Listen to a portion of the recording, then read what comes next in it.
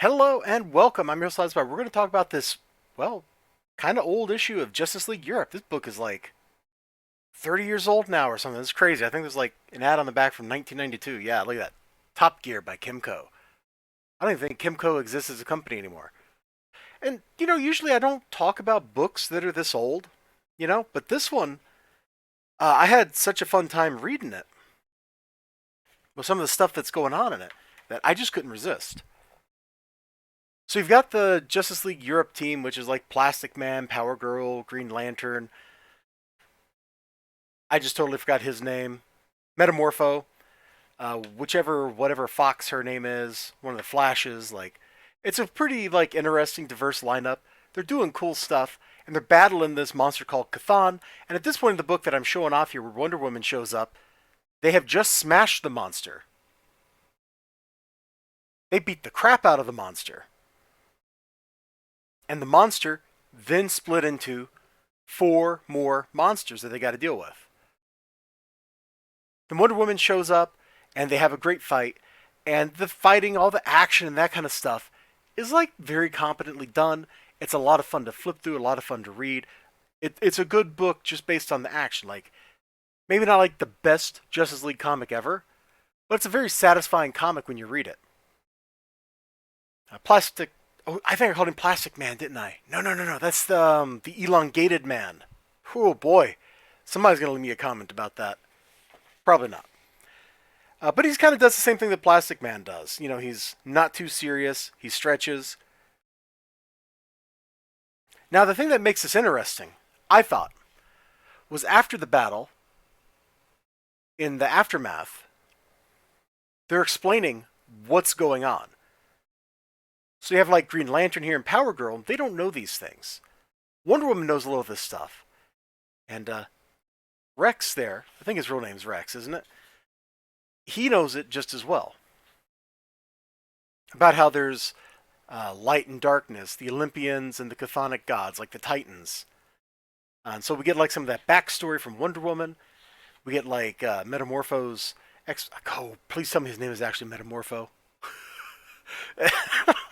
You can tell these are some of the DC characters I don't know that much about. But you know, he's like explaining like that light and darkness. And there's some other stuff that kind of gets more in depth into it philosophically.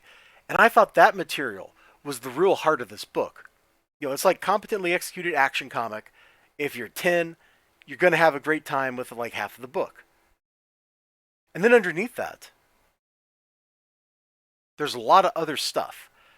So talking, I think like this whole storyline is about like Gaia is mad and trying to kill everybody again. Just like when she birthed the giants for the Gigantomachy to go kill the Olympians, and well, that didn't really work out for the giants so well. But hey, you know, that's Greek myth. But she's like upset, so she sent Cthon up here to destroy the world or whatever.